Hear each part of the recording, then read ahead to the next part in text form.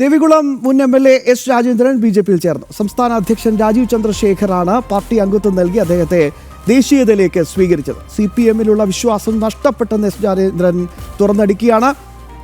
V Vineesh ചേർന്നുകൊണ്ട് വിശദാംശങ്ങൾ നൽകാനായി.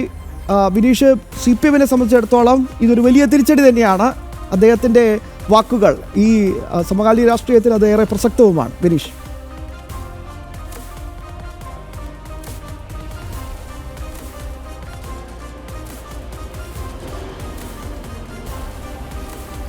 തീർച്ചയായിട്ടും വലിയ രീതിയിൽ CPM-ന് തിരിച്ചടിയാകുന്ന തരത്തിലുള്ള ഒരു നീക്കം തന്നെയാണ് BJP നടത്തിയിരിക്കുന്നത് എന്ന കാര്യത്തിൽ സംശയമില്ല. പ്രത്യേകിച്ച് BJPയുടെ സംഘടനാ സംവിധാനം ഏറ്റവും കുറവുള്ള മേഖലകളാണ് മലയോര മേഖല. ഈ മലയോര മേഖലകളിൽ CPM-ൻ്റെ അടിസ്ഥാന പ്രവർത്തനം അല്ലെങ്കിൽ ട്രേഡ് യൂണിയൻ, പ്രത്യേകിച്ച്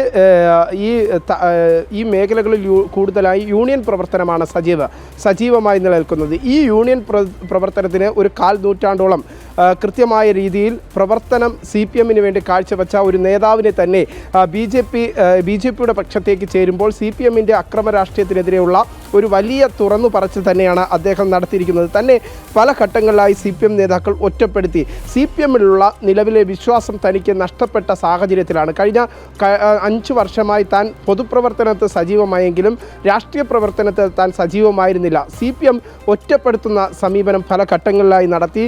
CPM-ലുള്ള വിശ്വാസം, നേതാക്കളിലുള്ള വിശ്വാസം പല ഘട്ടങ്ങളിലും അത് ചോരുന്ന സാഹചര്യമുണ്ടായി. ഇതിൻ്റെ അടിസ്ഥാനത്തിൽ തന്നെയാണ് ഒപ്പം തന്നെ പാർട്ടിയോട് താൻ പലതവണ ഉപദ്രവിക്കരുത് എന്ന് ആവശ്യപ്പെട്ടു. പക്ഷേ പാർട്ടി സംഘടനാ തലത്തിൽ അത്തരത്തിൽ ഉപദ്രവം തുടരുന്ന സാഹചര്യം ഉണ്ടായിട്ടുണ്ട്. അത് ചില നേതാക്കളുടെ ഭാഗത്തു നിന്നാണ് ഉണ്ടായത് എന്നതടക്കമുള്ള ആക്ഷേപം തന്നെയാണ് എസ് രാജേന്ദ്രൻ, CPM-ൻ്റെ മുൻ MLA ആയ എസ് രാജേന്ദ്രൻ തുറന്നു പറഞ്ഞത്. ഒപ്പം തന്നെ പ്ലാന്റേഷൻ മേഖലയിലെല്ലാം തന്നെ പ്രത്യേകിച്ച് മലയോര മേഖലയിൽ പൂർണ്ണമായും വികസനം എത്തണമെങ്കിൽ ഇനി BJPയുടെ രാഷ്ട്രീയം, വികസനാത്മകമായ BJPയുടെ രാഷ്ട്രീയമാണ് ആവശ്യം എന്ന നിലപാട് തന്നെയാണ് പ്രധാനമായും മുൻ MLA കൂടിയായ എസ് രാജേന്ദ്രൻ പ്രഖ്യാപിച്ചിരിക്കുന്നത്. അതിൻ്റെ അടിസ്ഥാനത്തിൽ തന്നെയാണ് ദേശീയതയുടെ കാഴ്ചപ്പാടോടുകൂടി താൻ BJPയുടെ ഭാഗമാകുന്നത് എന്ന് എസ് രാജേന്ദ്രൻ പറയുന്നു.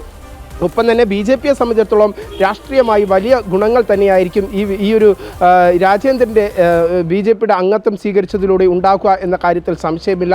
കാരണം മറ്റൊന്നും കൊണ്ടല്ല, നേരത്തെ ദേവികുളത്ത് നിന്ന് മത്സരിച്ച് 3 തവണ MLA ആയ CPM-ൻ്റെ തന്നെ MLA ആയ ഒരു വ്യക്തി BJPയുടെ ഭാഗമാകുമ്പോൾ അത് BJPയെ സംബന്ധിച്ചിടത്തോളം സംഘടനാ തലത്തിൽ, പ്രാദേശിക തലത്തിൽ അത് വലിയ ഉണർവുണ്ടാക്കും എന്ന കാര്യത്തിൽ സംശയമില്ല. പ്രത്യേകിച്ച് നിയമസഭാ തെരഞ്ഞെടുപ്പ് അടുക്കാനിരിക്കുന്ന സാഹചര്യത്തിൽ, അടുത്തിരിക്കുന്ന സാഹചര്യത്തിൽ അത് രാഷ്ട്രീയമായി കേരളത്തിലുടനീളം BJPക്ക് ഗുണം ചെയ്യും എന്നതാണ് നമുക്ക് രാഷ്ട്രീയമായി വിലയിരുത്താൻ സാധിക്കുന്നത്. ഒപ്പം തന്നെ BJP സംസ്ഥാന അധ്യക്ഷൻ അദ്ദേഹത്തെ അംഗത്വം നൽകി സ്വീകരിച്ചു. ഞാൻ നിൽക്കുന്ന മാരാർജി ഭവനിലെത്തിയായിരുന്നു അംഗത്വം നൽകി അദ്ദേഹത്തിനെ BJP സംസ്ഥാന അധ്യക്ഷൻ സ്വീകരിച്ചത്.